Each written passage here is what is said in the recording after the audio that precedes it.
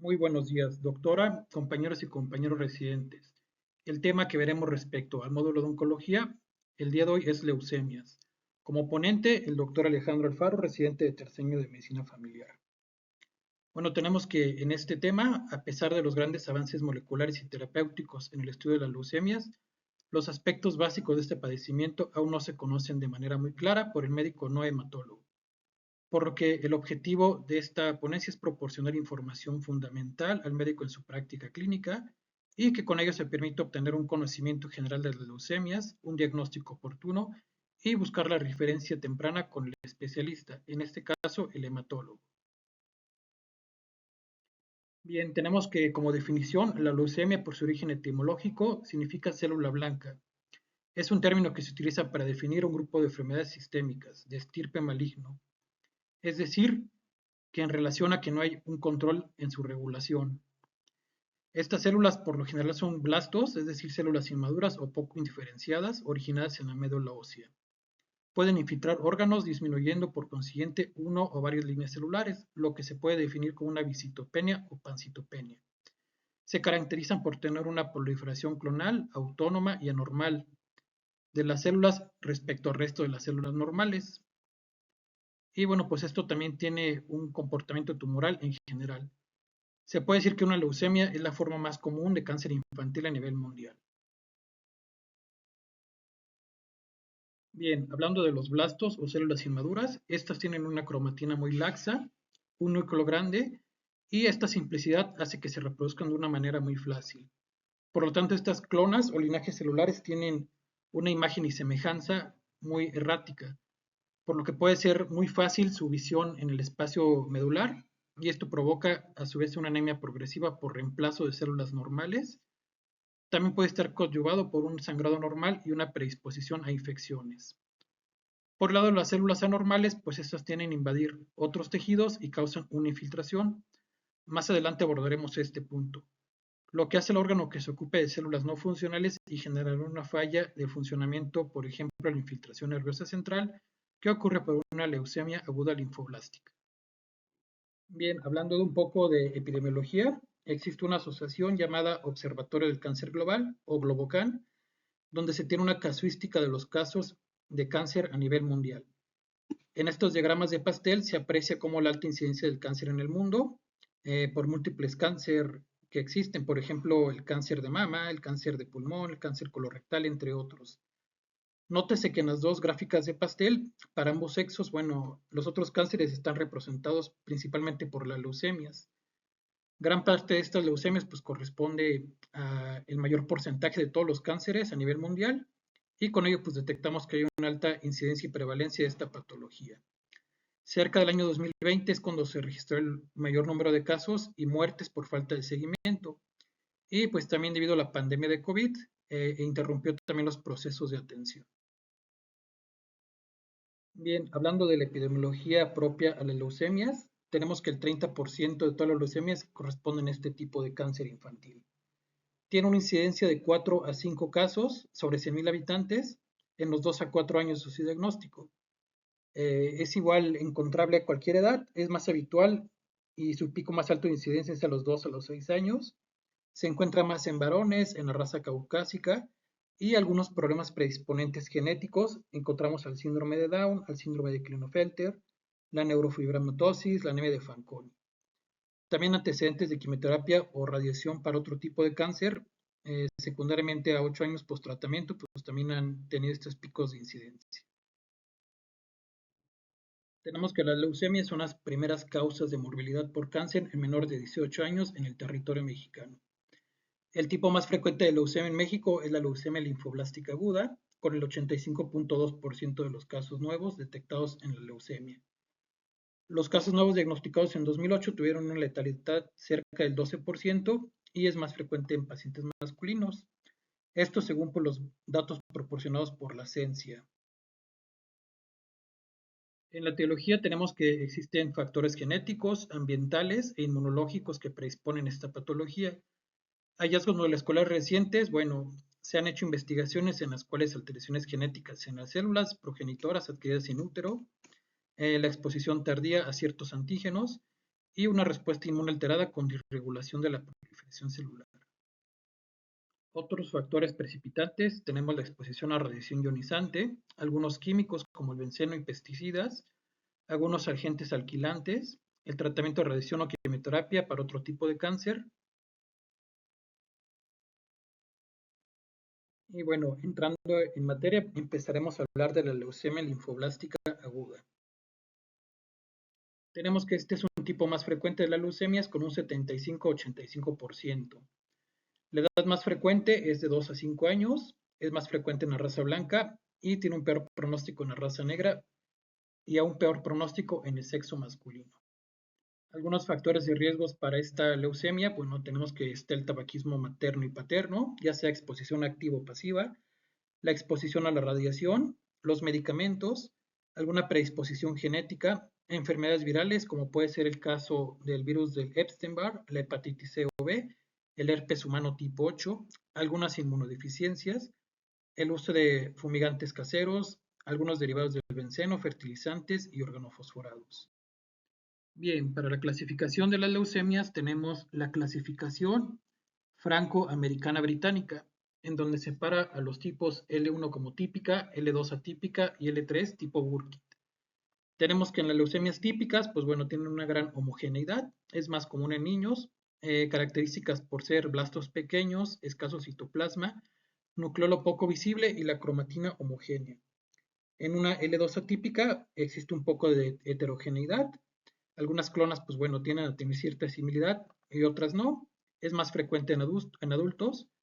Algunos blastos tienden a ser grandes y pequeños. Los grandes tienen un núcleo irregular, uno o dos nucleolos visibles y el citoplasma con basofilia variable. Y tenemos el L3, que es una leucemia linfoblástica aguda tipo Burkitt, que tiene una baja frecuencia. Este es muy fácil de encontrar en la población africana, ya que por algunos déficits nutricionales, pues bueno, ha condicionado que hay una cierta derivación genética para producir esta patología. Generalmente este tipo de leucemia, pues bueno, son blastos con citoplasma muy basófilo, vacuolas abundantes, núcleo grande y núcleos visibles. Como les mencioné, a grosso modo en la anterior diapositiva, pues bueno, lo clasifican en tres partes, pero si nos vamos categóricamente, se reconocen 11 tipos en esta clasificación. No será tema de esta ponencia para hablar de cada leucemia a grosso modo, pero bueno, veremos que hay leucemias agudas mieloblásticas que van de la M0 a la M7 y en el otro caso tenemos a las leucemias agudas linfoblásticas. Como se les mencioné, pues bueno, son de carácter típico, atípico y el leucemia similar al linfoma tipo Burkitt. Bien, en esta diapositiva vemos la clasificación de acuerdo al tipo de riesgo. Tenemos que existe una variable en cuanto es la edad, la cuenta inicial de leucocitos, la genética, la translocación, el inmunofenotipo, la morfología, la respuesta a la inducción y la infiltración al sistema nervioso. Tenemos que existe un riesgo habitual y un riesgo alto, dependerá de la graduación de que se tenga en cuanto a este cáncer y su diagnóstico. La cuenta inicial de leucos, pues bueno, nos hablará de un riesgo habitual o riesgo alto cuando hay una cantidad mayor o menor a 50.000. El cariotipo puede ser hiperploide o hipodiploide.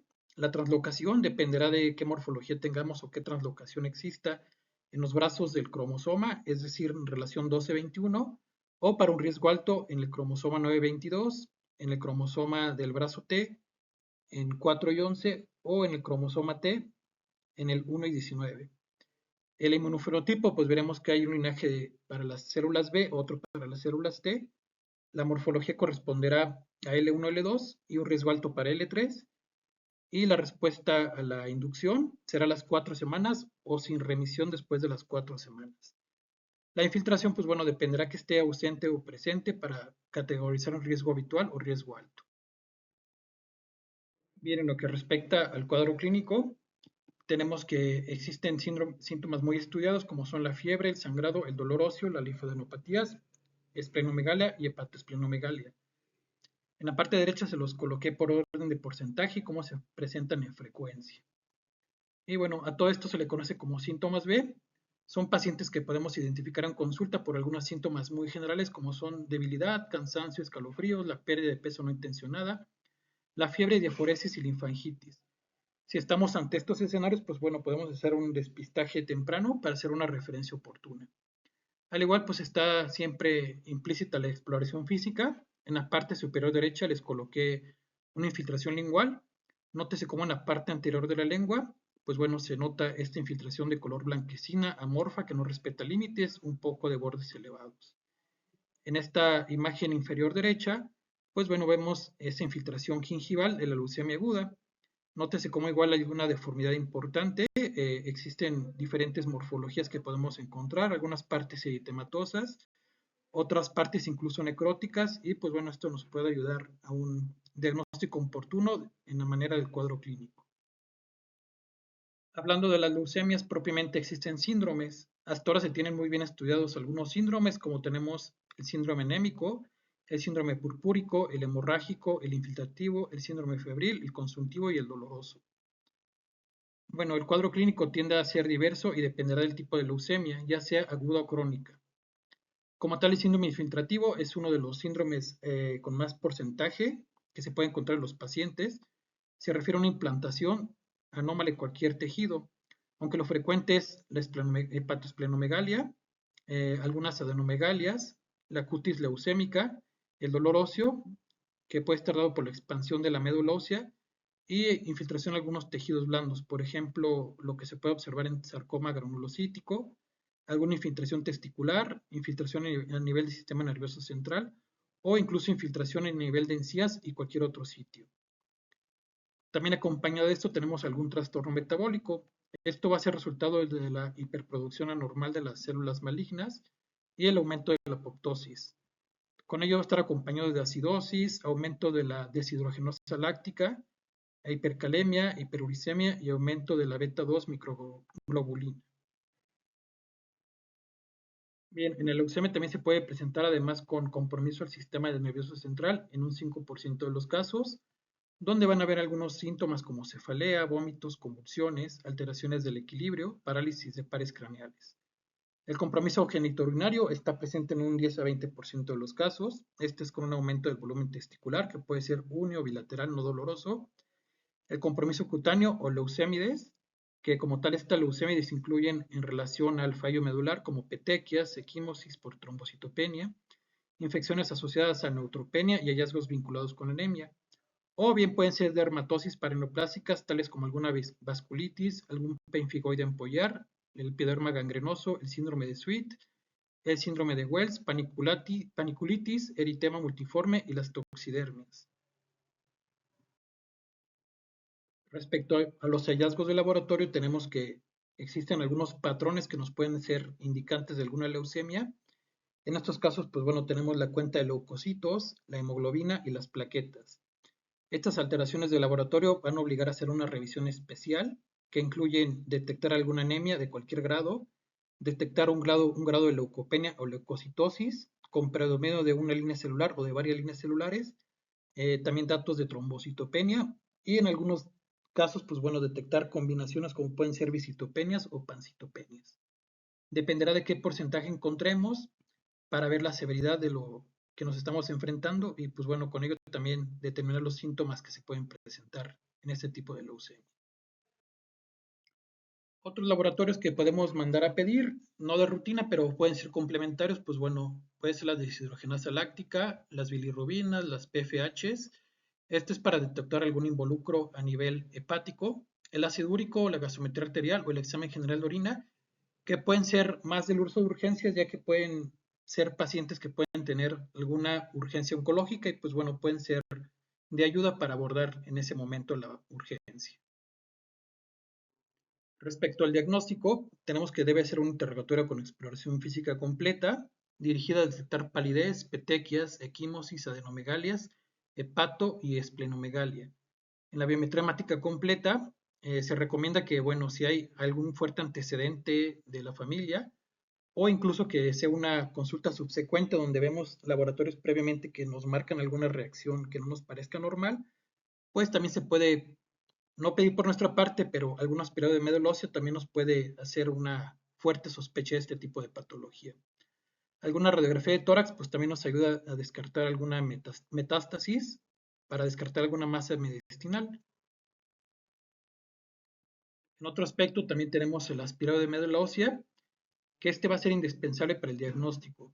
Se requiere que un 20% de los blastos en un frotis se utilicen para establecer el criterio de leucemia aguda en cualquiera de sus variedades. En el mismo procedimiento se deberán obtener muestras para la clasificación final del padecimiento y así solicitar un cariotipo e inmunofenotipo, ya que actualmente el criterio citomorfológico es vital de importancia para estadificarlo, pero aún así no es suficiente, debido a que, como les mencioné en las diapositivas anteriores, pues bueno, hasta ahora hay patrones moleculares que nos pueden dar una variación de esta patología. Bien, en la biometría hemática, pues bueno, puede existir alguna alteración de una o más líneas celulares, puede haber una anemia de tipo A regenerativa, puede haber una neutropenia con cuentas menores a 1500 neutrófilos, alguna trombocitopenia con valores menores a 150,000, alguna presencia de blastos y en el 5% de los pacientes pues pueden tener una VH normal. Entonces, esto nos hace que evaluemos todo el contexto del paciente y hacer una atención personalizada. Algunas complicaciones que podemos tener, bien ya lo habíamos dicho, la urgencia oncológica, que bueno, puede estar predispuesto por condiciones secundarias al proceso neoplásico que ponen en peligro la vida del niño o del paciente adulto. También tenemos el síndrome de lisis tumoral, que bueno, puede estar dado por una hiperfosfatemia, una hiperpotasemia, una hiperuricemia, hipocalcemia con fosfaturia. Debido a la destrucción masiva de los blastos en los linfoides, pues el riñón no depura a una cantidad adecuada y estos metabolitos tienden a concentrarse. En cuanto a otra de las complicaciones que tenemos puede ser la insuficiencia renal aguda, que tiende a estar caracterizada por hipertensión, disminución en el gasto urinario y es más frecuente en pacientes que tienen cuentas mayores a 100,000 leucocitos por mililitro, pacientes que tienen visceromegalias masivas o que tienen alguna leucemia donde se aprecia alguna masa mediastinal. También podemos detectar a pacientes que tienen alguna hemorragia intracraneal como complicación. Esto, pues bueno, es secundario a una leucostasia con fenómeno de trombosis y puede estar dado por una plaquetopenia severa que es menor a 10,000. Nótese cómo esta hemorragia intracraneal, pues bueno, tiende a desplazar la línea media y ocupa gran área del tejido cerebral. También puede existir la infiltración órganos, que puede estar dada por una compresión traqueobronquial, por un síndrome de vena cava superior, renal o del sistema nervioso central. Alguna hiperleucocitosis con cuentas mayores a 100,000, también alteraciones al nivel del sistema nervioso central y pulmonar, la terapia citorreductiva o leucoféresis. También algunos trastornos trombomorrágicos como la trombocitopenia o la coagulación intravascular diseminada. Y también puede condicionar alguna infección. Esto, pues bueno, va a estar como hallazgos neutrófilos menores a 500, más una fiebre que es potencialmente un paciente infectado. Estos pacientes por lo general pues tienden a ser usuarios de catéter venoso central y tienden a tener algo llamado mucositis, que es una inflamación de la mucosa. Este tipo de pacientes durante su abordaje se recomienda que exista un catéter central y un puerto accesorio. Esto es para administrar los fármacos o la quimioterapia. Son pacientes que deben estar en un reposo estricto, si se puede aislados. Recordemos que bueno, sus cuentas de anticuerpos pues están disminuidas. Y bueno, las transfusiones únicamente van a estar dadas por concentrados eritrocitarios para mantener una hemoglobina mayor a 10. La féresis plaquetaria es para mantener plaquetas mayor a 20,000 y el plasma fresco congelado va a estar provisto con algunos coadyuvantes para la coagulación y algunos factores en caso de que exista alguna coagulación intravascular diseminada. Sobre todo se recomienda que en este tipo de pacientes existe un apoyo psicológico oportuno, tanto el paciente como para familiares, y actualmente pues también se puede hacer alguna interconsulta con el servicio de cuidados paliativos. Bien, el tratamiento está dirigido a dos aspectos importantes. El primero de ellos es erradicar el 99% de la masa leucémica inicial. Esto debe ser de manera específica con el uso de algún tratamiento antileucémico y se basa en el uso de medicamentos químicos. Pues todo esto se conoce con el nombre de la quimioterapia. El principal objetivo de este tipo de terapia pues, es reducir las cuentas celulares, los linajes, y con ello pues, se eliminan todas las líneas leucémicas, tanto buenas o anómalas, del organismo. El segundo aspecto que tenemos a considerar en el tratamiento pues, es el apoyo de las complicaciones que por lo general presentan los pacientes a su ingreso, como son la anemia, la hemorragia normal, infecciones pulmonares y generalizadas, entre otras. Cualquier otra complicación adyacente que el paciente pueda tener, alguna comorbilidad como padecimientos preexistentes, por ejemplo, diabetes, hipertensión, las cardiopatías y otras enfermedades frecuentes de los pacientes que sufren de leucemia.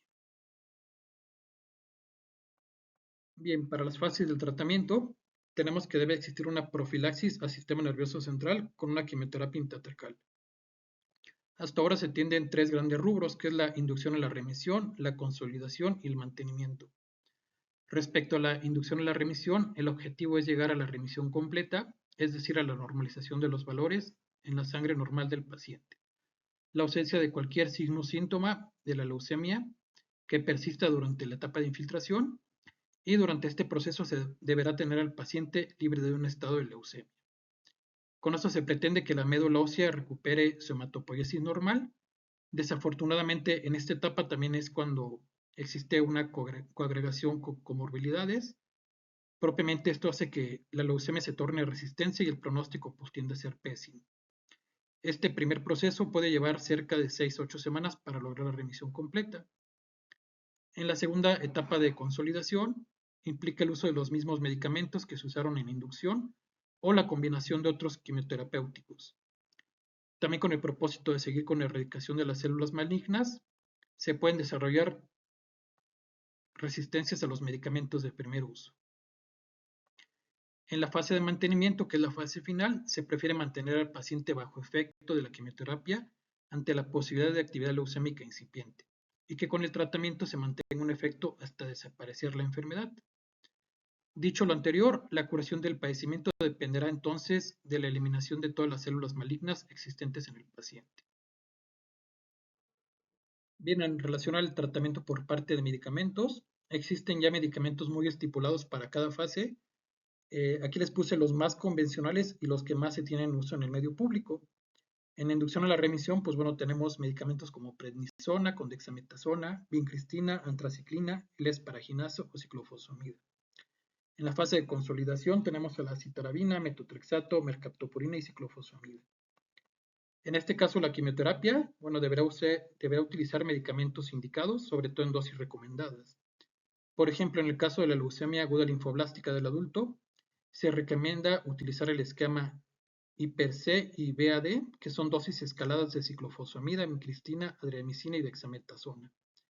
Se puede también hacer uso de combinación con arabinósidos de citosina y metotrexato. Con este tipo de esquema se ha demostrado lograr un 90% de la remisión completa y la cura en el 50% de los casos. Datos no antes visto con otros esquemas, entonces es un esquema muy sugerible en este tipo de pacientes. El tratamiento es altamente tóxico y se requiere que su uso solo sea en instituciones que tengan los recursos de apoyo suficientes. Desafortunadamente, en nuestro medio no todos los centros cuentan con estos medicamentos y pues, los resultados no pueden ser reproducibles en todos los medios. Existen complicaciones agudas del tratamiento, entre ellas esperamos los náuseas y los vómitos, la anemia y trombocitopenia, fiebre y neutropenia, la mucositis, que es la inflamación de las mucosas, que tornan un aspecto ulceroso y lábil, y la anorexia. Por eso este tipo de pacientes deben estar en vigilancia. Se recomienda que si van a recibir algún tratamiento de quimioterapia, puede ser de manera hospitalizada. Y si son pacientes que tienen algún síndrome de inmunodeficiencia, pues bueno, son pacientes que deben estar aislados y en vigilancia estricta con algún servicio como medicina interna o oncología.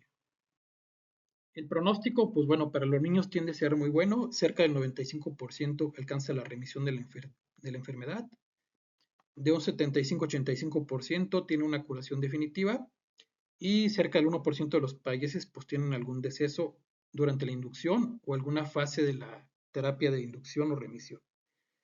Del 1 al 3% fallece durante la primera remisión por complicaciones relacionadas con el tratamiento. Sobre todo, pues bueno, recordemos que este tipo de terapias son un poco devastadoras para el paciente y destruyen tanto células buenas y malas, y esto pues puede conllevar alguna comorbilidad agregada. En las etapas del tratamiento, pues bueno, en lo que respecta a la remisión completa, puede ser un paciente que esté clínicamente asintomático o asignológico. La médula ósea tiende a tener celularidad normal, con menos de 5% de los blastos en frotis. La biometremática demuestra un patrón de hemoglobina mayor a 10, neutrófilos mayor a 1000 y plaquetas mayor a 100.000. La remisión parcial también tiende a tener clínicamente asintomático y sinológico. La médula ósea tiende a estar prevista por 5 o 10% de los blastos. Y en la etapa de recaída, pues bueno, tiende a haber una etapa temprana que es menor a 6 meses o una etapa tardía mayor a 6 meses. Después de la remisión completa, el frotis en la médula ósea demuestra un 5% de blastos y o lesiones infiltrativas.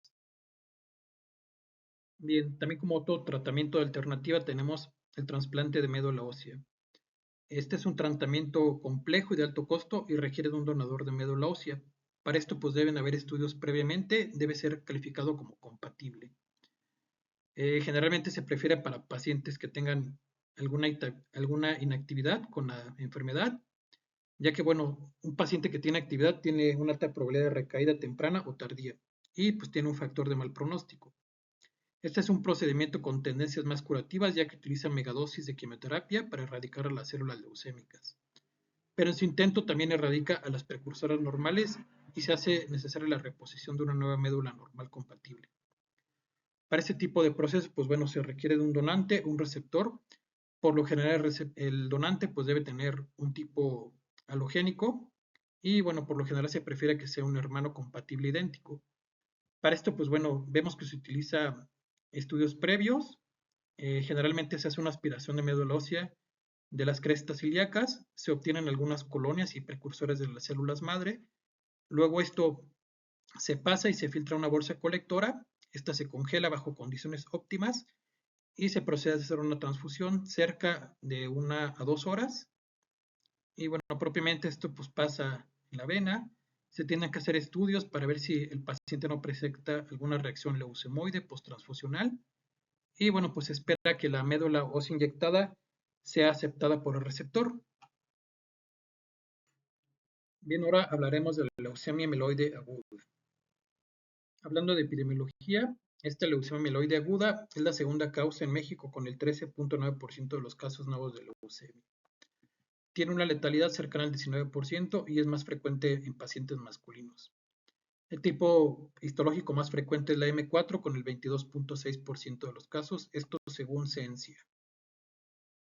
Algunos factores de riesgo que podemos identificar son ambientales, por ejemplo, la radiación ionizante, la exposición a químicos, pesticidas, derivados del petróleo, del benceno, agentes quimioterapéuticos citotóxicos, la exposición prenatal al alcohol, es decir, el síndrome del feto alcohólico, o la exposición prenatal a tabaco o marihuana. Algunos factores de riesgo del tipo hereditario congénito, pues bueno, tenemos al gemelo con leucemia mieloide aguda, algún síndrome de Down, anemia tipo Fanconi, síndrome de fragilidad cromosómica, el síndrome de Noonan o la neurofibromatosis tipo 1, entre otros. Bien, en la clasificación franco-americano-británica se comprenden algunos rubros como es de M0 a M7. Principalmente en la FAB se reconocen tres categorías principales, que es la leucemia mieloide aguda, los síndromes mielodisplásicos y las neoplasias mieloproliferativas.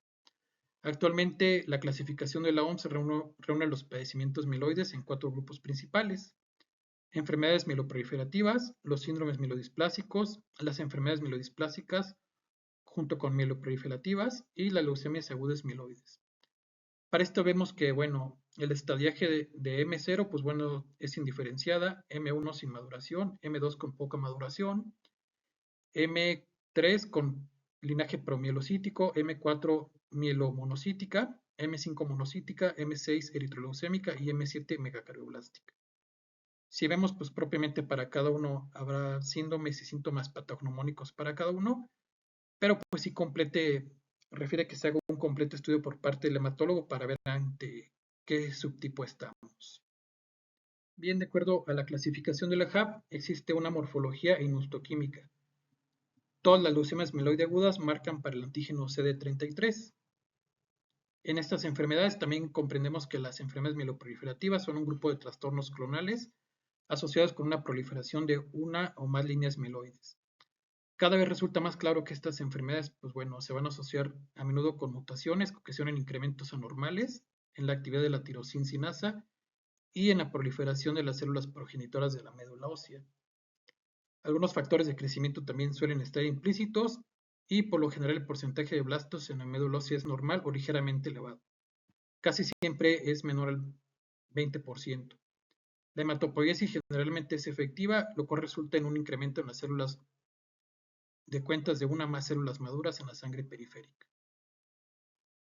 El cuadro clínico pues, tiende a tener un espectro muy amplio, tienden a presentar infiltraciones tumorales, por ejemplo en piel, en las fosas retroorbitarias, en el canal medular. Tiende a haber algún trastorno de la coagulación, como alguna coagulación intravascular diseminada o fibrinólisis, y puede igual coexistir con alguna hemorragia del sistema nervioso central. Algunos pacientes también tienden a tener visceromegalias en el 50% de los casos, la fiebre en 30% de los casos, se puede acompañar de palidez, dolor óseo, linfadenopatías, infiltración a tejidos blandos y los cloromas, que son tumores extramedulares de blastos mieloides. El diagnóstico pues tiene que ir encaminado a antecedentes familiares, debe haber un interrogatorio con exploración física dirigida, la biometremática debe pedirse completa, si se puede pedir un frotis sanguíneo será, aunque el diagnóstico no será hecho por un médico de primer nivel. La presencia de blastos mieloides en sangre, pues bueno, tiende a ser algo patognomónico que nos puede orientar a este tipo de patología y por lo general puede haber una alteración como alguna visitopenia o pancitopenia en las series de la biometría hemática. Nótese cómo en estos frotis sanguíneos, pues bueno, la cantidad que está pintada por los basófilos, pues tiende a ser de blastos mieloides. Esto, pues bueno, nos hace referencia a una leucemia mieloblástica aguda con maduración de M2. En la parte derecha observamos al igual pintado con la hematoxilina y eosina, pues que hay una leucemia promielocítica aguda M3 hipogranular. Estos pacientes con leucemia mieloide aguda también tienden a presentar urgencias oncológicas. Son más frecuentes, sobre todo cuando existen recuentos mayores a 200.000. Existe algo llamado leucostasis, que es la acumulación de leucocitos en vasos sanguíneos pequeños, condicionados por alguna hipoxia o infarto con hemorragia. Puede manifestarse con cefalea, somnolencia, crisis convulsivas, sangrado en mucosas, la taquipnea, la visión borrosa y la insuficiencia cardíaca congestiva. Bien, tenemos también a ver alteraciones hemorrágicas, por ejemplo, en la coagulación intravascular diseminada, que puede estar dada en los sangrados por sitios de punción o marcada por un sangrado abundante en los orificios naturales. También tenemos que puede haber sangrado en el sistema nervioso central. Notes en esta imagen cómo hay una hemorragia a nivel de sistema nervioso en región cerebral que desplaza la línea media. Bien, en el caso de la sospecha de coagulación intravascular diseminada, para disminuir el riesgo de sangrado a nivel del sistema nervioso central, se recomienda el reposo absoluto, evitar el llanto, no realizar esfuerzos, no realizar procedimientos invasivos y envío urgente a una unidad de referencia. El tratamiento tiende a ir encaminado a una inducción de la aplasia medular profunda. Se pueden usar esquemas con medicamentos a base de citarabina, antraciclina, etopósido. Las complicaciones tienden a ser significativas por el grado de mielosupresión y el mantenimiento suele ser efectivo sobre todo en el linaje de M3. También se puede pensar en algún trasplante alogénico de precursores hematopoyéticos. El pronóstico tiende a tener una remisión completa cerca del 85-90%. 5% de los pacientes fallecen por complicaciones en el tratamiento. Hay un menor riesgo de recaída en pacientes que tienen alguna alteración en el brazo T del cromosoma 821, en el brazo T en el 15-17 o en el brazo T en el lugar 16 y 16 con curación cercana al 70-90%. Existe un riesgo alto en pacientes que tienen monosomías de los cromosomas 5 y 7 en falta de respuesta del tratamiento y después de una recaída pues existe un mal pronóstico. Entonces, se deberá sospechar de leucemia en todo paciente con un síndrome febril, un síndrome infiltrativo, que tenga palidez, petequias, equimosis, ataque al estado general, a pérdida de peso no intencionada y con alteración de una o más linajes celulares en la biometría hemática, es decir, una visitopenia o una pancitopenia. Bien, a manera de resumen, coloqué este cuadro en la cual hablamos de la leucemia linfoblástica aguda, la leucemia linfoblástica crónica y la leucemia mieloide aguda. Hasta ahora, actualmente en la literatura, se habla únicamente de leucemias como tal, de la linfoblástica aguda, la linfoblástica crónica, la leucemia mieloide aguda y la leucemia mieloide crónica. Por lo general, hasta ahora los síndromes proliferativos, mieloproliferativos ya no entran dentro de las leucemias, ya que se requiere de mayores inmunomarcadores y reacciones citoquímicas para diferenciarlos, ya que si se dan cuenta, se requiere de un mayor despistaje de pruebas anexas para que se puedan estudiar ese tipo de patologías. Hasta ahora estos síndromes miliproliferativos pues, son muy propios y tienden a estudiarse en otra rama de la hematología, que hasta ahora ya no se comprende dentro de las leucemias. Dentro de ellas tenemos la leucemia amiloide crónica, la policitemia vera, la trombosis esencial, la mielofibrosis primaria y el síndrome amiloidisplásico. En esta ponencia pues solo nos enfocamos a hablar de leucemias propiamente y lo que podemos hacer en atención en el primer nivel. Entonces, haciendo un breve resumen, tenemos que la leucemia linfoblástica aguda es más frecuente en la infancia y tiende a estar regida por más de un 25% de los blastos en el frotis. La leucemia linfoblástica crónica es más propia en ancianos y nos habla de linfocitos B maduros. Y la leucemia mieloide aguda es una patología que podemos encontrar más en adultos mayores de 50 años y en la médula ósea, en el frotis, hay cerca de un 20% de los blastos. Como les mencioné, dentro de la OMS, en las leucemias ya no se comprenden las neoplasias mieloides. ¿Por qué? Porque se requieren de estudios más anexos y más propios para identificar cada linaje celular. Entonces, pues la OMS hizo una clasificación propiamente para este tipo de patologías.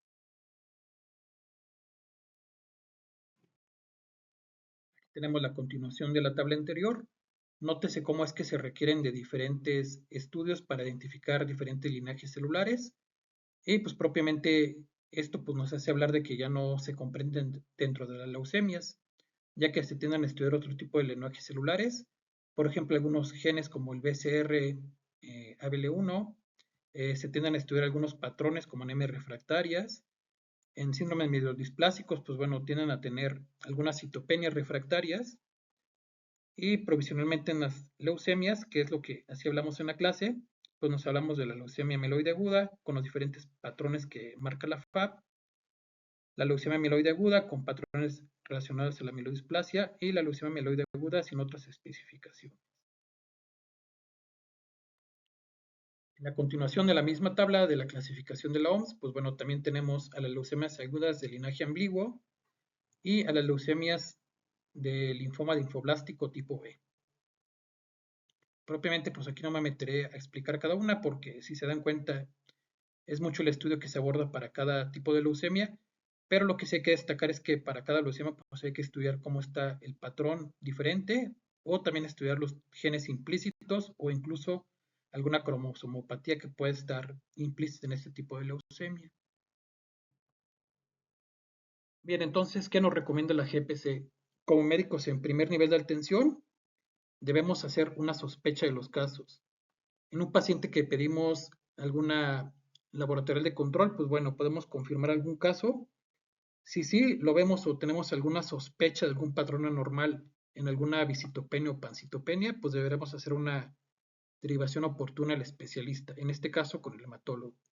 Él dará un tratamiento de soporte, hará un despistaje de la enfermedad, hará una clasificación acorde a lo que tiene el paciente y pues dará un tratamiento especializado.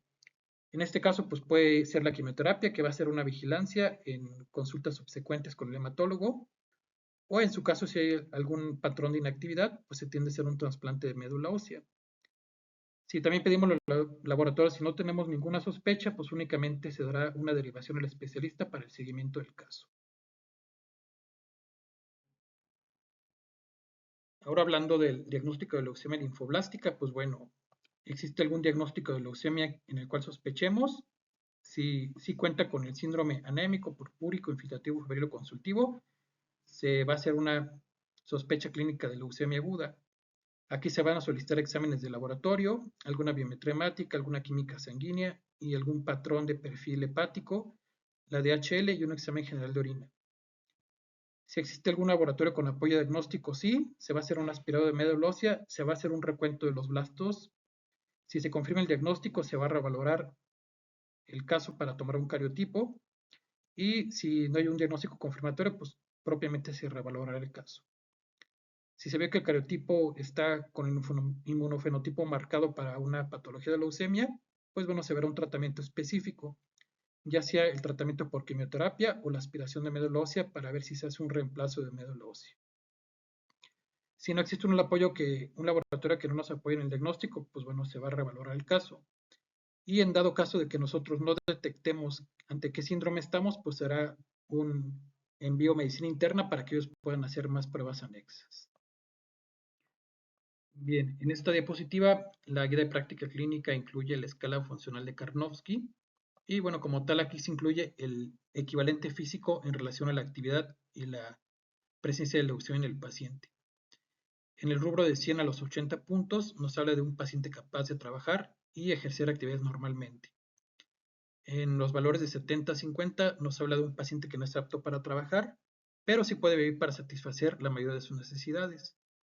En el rubro de los 40 al 10 nos habla de un paciente capaz de satisfacer sus necesidades y que necesita de una ayuda equivalente o incluso de un apoyo hospitalario. Entonces dependerá de qué grado estemos en la escala de Karnofsky para poder determinar ante qué grado estamos. Dependerá de ese grado para poder hablar de una duración de la incapacidad, ya que hay pacientes que tienen algún grado de insuficiencia muy importante y que, bueno, incluso pueden tener alguna incapacidad permanente. Y pues bueno, de mi parte sería todo. La verdad que hablar de leucemias es un tema muy largo. Sí incluye estarnos deteniendo en cada patrón, incluso hablar de morfologías de células, hablar del tratamiento. Pero pues bueno, como médicos de primer nivel creo que hablé principalmente lo principal de cómo hacer pruebas de laboratorio, pensar en alguna sospecha ante un paciente que puede tener alguna leucemia y pues a dónde derivarlo. Entonces, pues bueno, sería todo de mi parte y espero que se encuentren muy bien. Saludos.